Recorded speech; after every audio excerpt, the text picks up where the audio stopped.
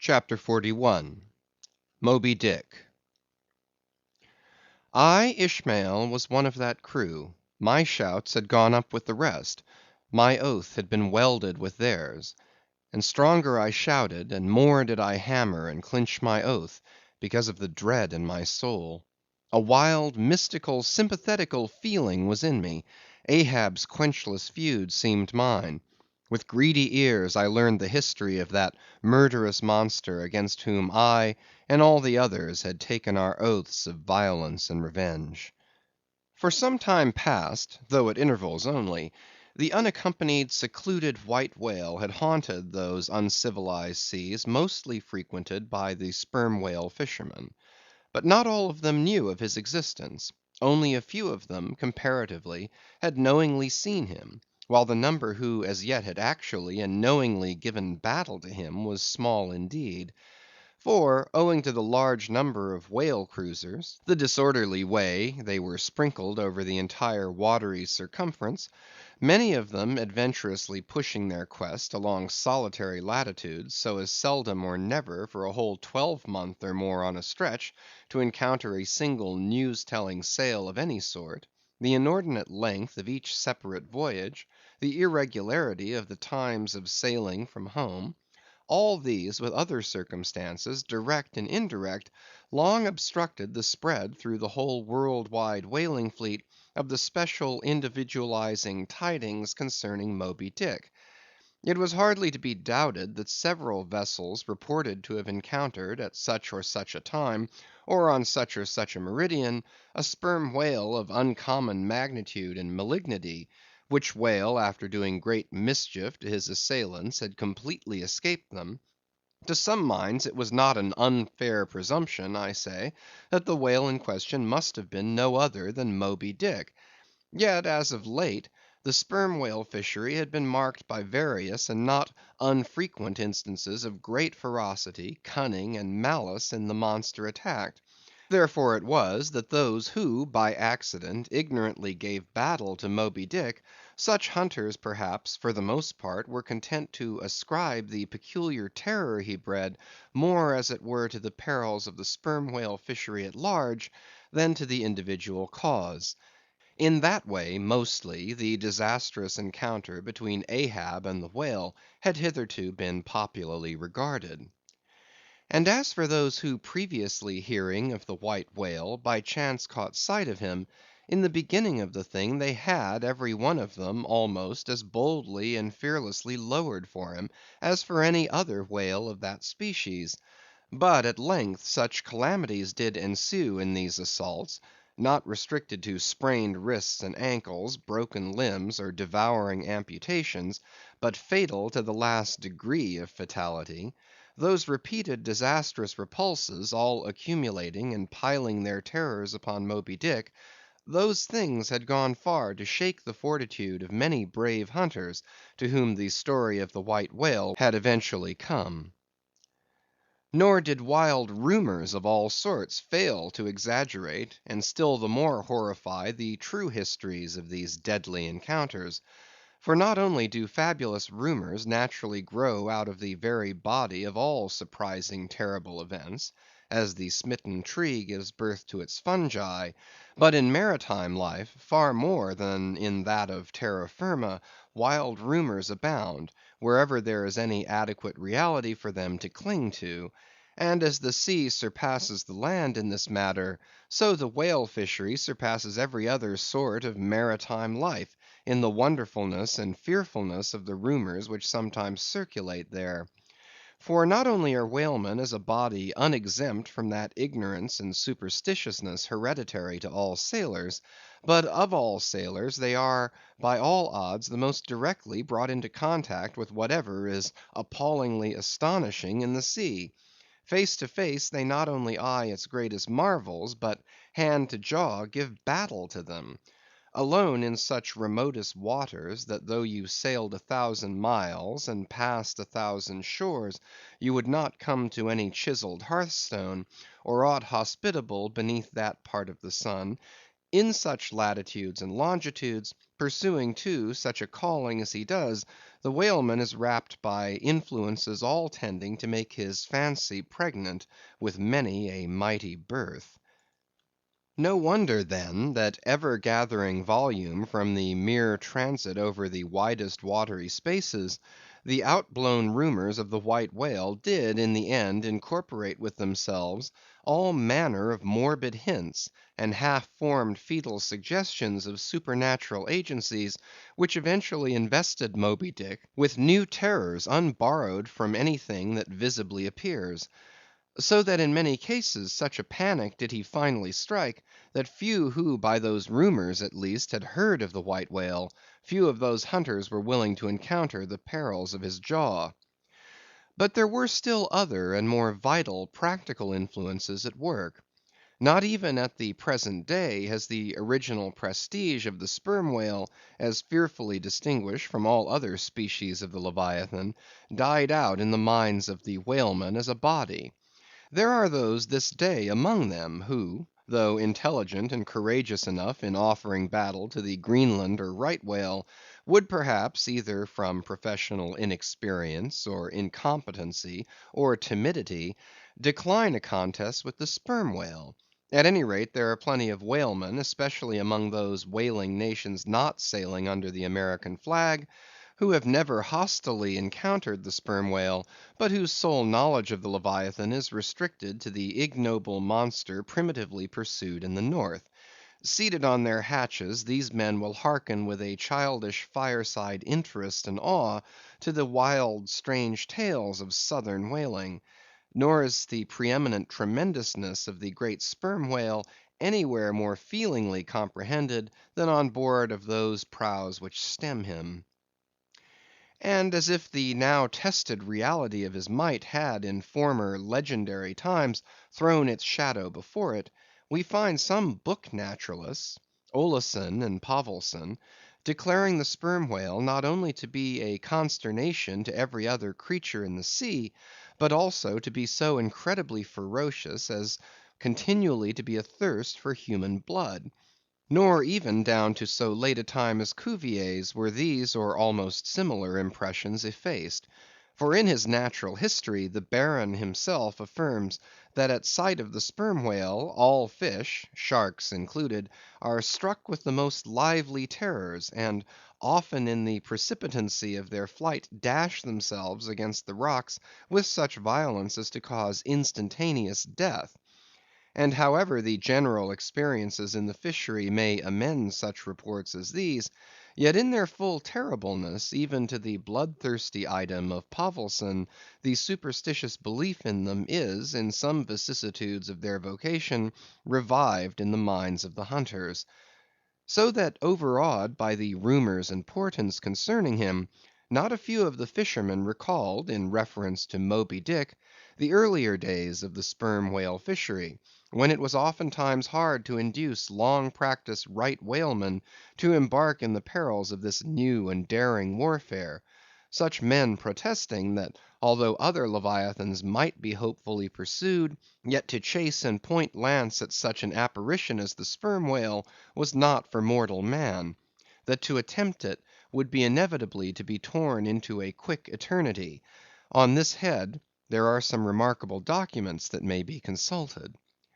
Nevertheless, some there were who even in the face of these things were ready to give chase to Moby Dick; and a still greater number who, chancing only to hear of him distantly and vaguely, without the specific details of any certain calamity, and without superstitious accompaniments, were sufficiently hardy not to flee from the battle if offered. One of the wild suggestions referred to, as at last coming to be linked with the white whale in the minds of the superstitiously inclined, was the unearthly conceit that Moby Dick was ubiquitous; that he had actually been encountered in opposite latitudes at one and the same instant of time. Nor, credulous as such minds might have been, was this conceit altogether without some faint show of superstitious probability. For as the secrets of the currents of the seas have never yet been divulged, even to the most erudite research, so the hidden ways of the sperm whale when beneath the surface remain in great part unaccountable to his pursuers, and from time to time have originated the most curious and contradictory speculations regarding them, especially concerning the mystic modes whereby, after sounding to a great depth, he transports himself with such vast swiftness to the most widely distant points. It is a thing well known to both American and English whale ships, and as well a thing placed upon authoritative record years ago by Scoresby, that some whales have been captured far north in the Pacific, in whose bodies have been found the barbs of harpoons darted in the Greenland seas. Nor is it to be gainsaid, that in some of these instances it has been declared that the interval of time between the two assaults could not have exceeded very many days. Hence, by inference, it has been believed by some whalemen that the North West Passage, so long a problem to man, was never a problem to the whale. So that here, in the real living experience of living men, the prodigies related in old times of the inland Strelo mountain in Portugal, near whose top there was said to be a lake in which the wrecks of ships floated up to the surface, and that still more wonderful story of the Arethusa fountain near Syracuse, whose waters were believed to have come from the Holy Land by an underground passage, these fabulous narrations are almost fully equalled by the realities of the whaleman. Forced into familiarity, then, with such prodigies as these, and knowing that after repeated intrepid assaults the white whale had escaped alive, it cannot be much matter of surprise that some whalemen should go still further in their superstitions, declaring Moby Dick not only ubiquitous, but immortal; for immortality is but ubiquity in time. That though groves of spears should be planted in his flanks, he would still swim away unharmed; or if indeed he should ever be made to spout thick blood, such a sight would be but a ghastly deception; for again in unsanguined billows, hundreds of leagues away, his unsullied jet would once more be seen. But even stripped of these supernatural surmisings, there was enough in the earthly make and incontestable character of the monster to strike the imagination with unwonted power. For it was not so much his uncommon bulk that so much distinguished him from other sperm whales, but, as elsewhere thrown out, a peculiar snow‐white wrinkled forehead, and a high pyramidical white hump. These were his prominent features, the tokens whereby even in the limitless uncharted seas he revealed his identity, at a long distance, to those who knew him. The rest of his body was so streaked and spotted and marbled with the same shrouded hue, that in the end he had gained his distinctive appellation of the White Whale; a name, indeed, literally justified by his vivid aspect, when seen gliding at high noon through a dark blue sea, leaving a Milky Way wake of creamy foam, all spangled with golden gleamings. Nor was it his unwonted magnitude, nor his remarkable hue, nor yet his deformed lower jaw that so much invested the whale with natural terror, as that unexampled intelligent malignity which, according to specific accounts, he had over and over again evinced in his assaults.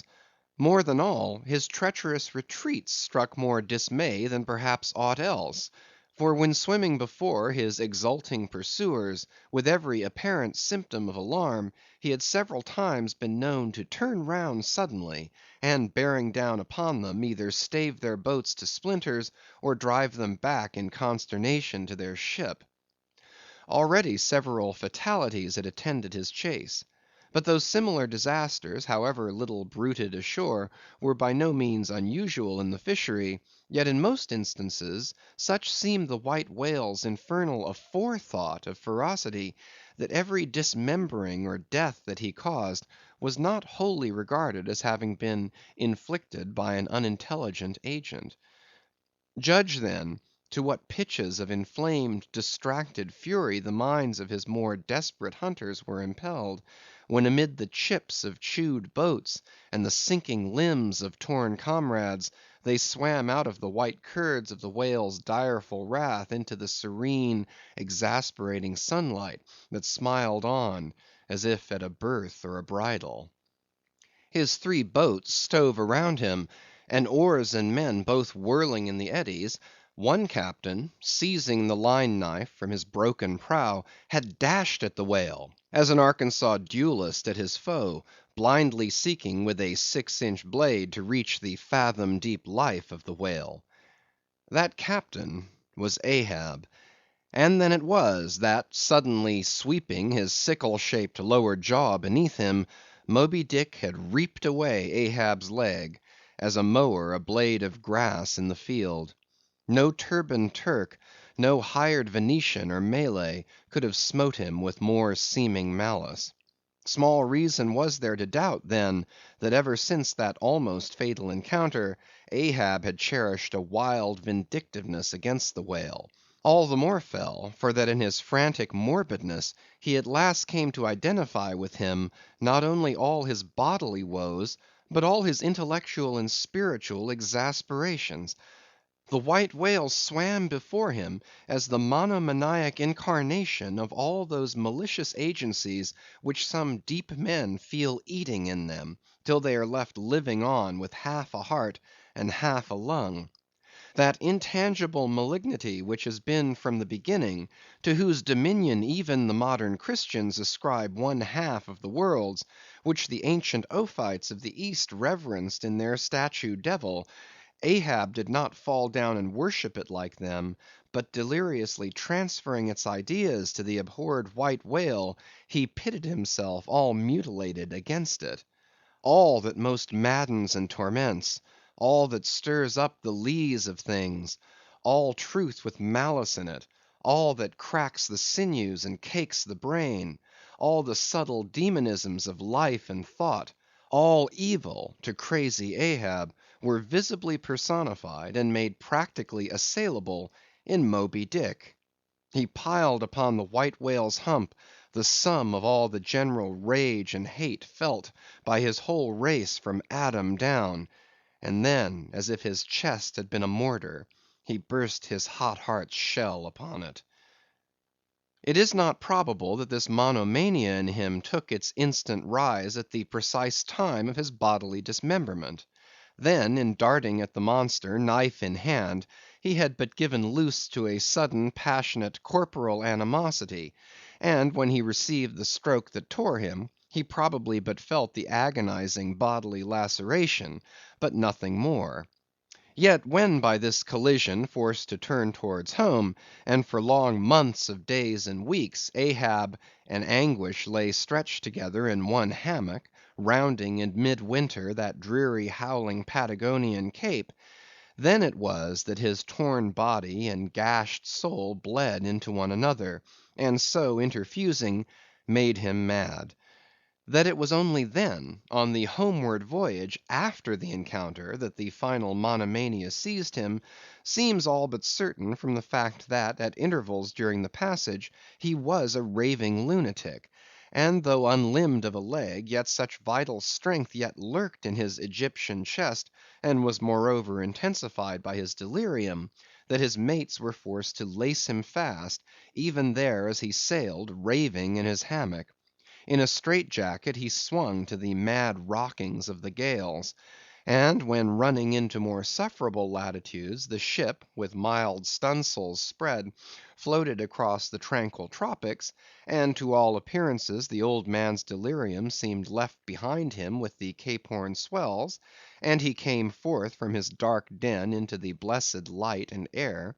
even then, when he bore that firm collected front, however pale, and issued his calm orders once again, and his mates thanked God the direful madness was now gone; even then, Ahab in his hidden self raved on. Human madness is oftentimes a cunning and most feline thing. When you think it fled, it may have but become transfigured into some still subtler form.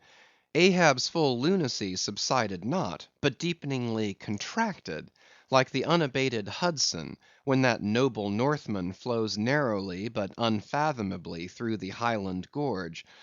But as in his narrow-flowing monomania not one jot of Ahab's broad madness had been left behind, so in that broad madness not one jot of his great natural intellect had perished. That before living agent now became the living instrument. If such a furious trope may stand, his special lunacy stormed his general sanity, and carried it, and turned all its concerted cannon upon its own mad mark; so that far from having lost his strength, Ahab to that one end did now possess 1,000-fold more potency than ever he had sanely brought to bear upon any one reasonable object. This is much; yet Ahab's larger, darker, deeper part remains unhinted. But vain to popularize profundities, and all truth is profound. Winding far down from within the very heart of this spiked Hôtel de Cluny where we here stand, however grand and wonderful, now quit it, and take your way, ye nobler, sadder souls, to those vast Roman halls of Thermes, where far beneath the fantastic towers of man's upper earth, his root of grandeur, his whole awful essence, sits in bearded state, an antique buried beneath antiquities, and throned on torsos. So with a broken throne the great gods mock that captive king; so like a caryatid his patient sits, upholding on his frozen brow the piled entablatures of ages. Wind ye down there, ye prouder, sadder souls; question that proud, sad king. A family likeness? Aye, he did beget ye, ye young exiled royalties; and from your grim sire only will the old state secret come.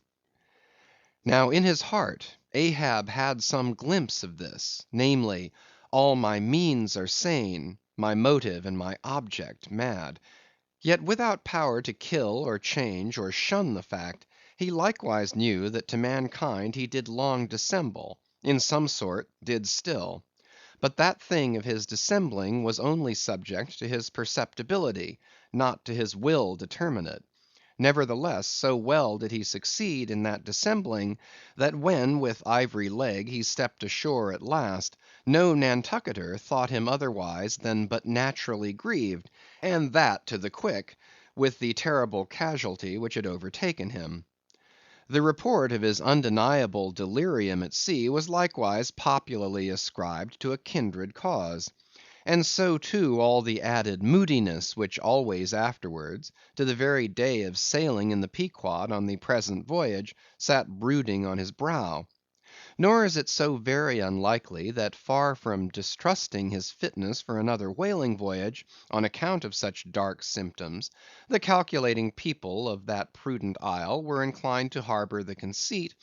that for those very reasons he was all the better qualified and set on edge for a pursuit so full of rage and wildness as the bloody hunt of whales. Gnawed within and scorched without by the infixed unrelenting fangs of some incurable idea, such a one, could he be found, would seem the very man to dart his iron and lift his lance against the most appalling of all brutes. Or if for any reason thought to be corporeally incapacitated for that, yet such a one would seem superlatively competent to cheer and howl on his underlings to the attack. But be all this as it may, certain it is, that with the mad secret of his unabated rage bolted up and keyed in him, Ahab had purposely sailed upon the present voyage with the one only and all engrossing object of hunting the white whale. Had any one of his old acquaintances on shore but half dreamed of what was lurking in him then, how soon would their aghast and righteous souls have wrenched the ship from such a fiendish man. They were bent on profitable cruises, the profit to be counted down in dollars from the mint.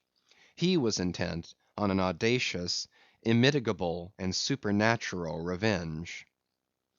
Here, then, was this grey‐headed, ungodly old man, chasing with curses a Job's whale round the world; at the head of a crew, too, chiefly made up of mongrel renegades, and castaways, and cannibals; morally enfeebled, also, by the incompetence of mere unaided virtue or right mindedness in Starbuck, the invulnerable jollity of indifference and recklessness in Stubb, and the pervading mediocrity in Flask. Such a crew, so officered, seemed specially picked and packed by some infernal fatality to help him in his monomaniac revenge.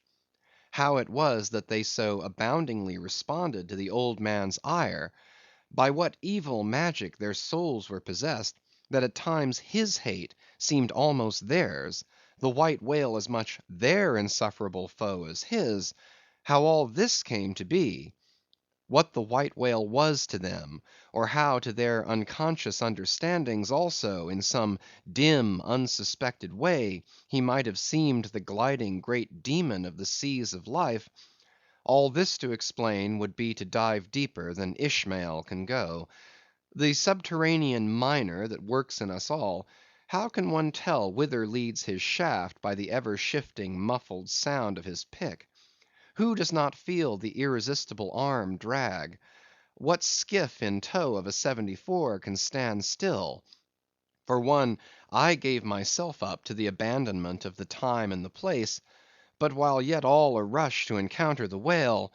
could see naught in that brute but the deadliest ill.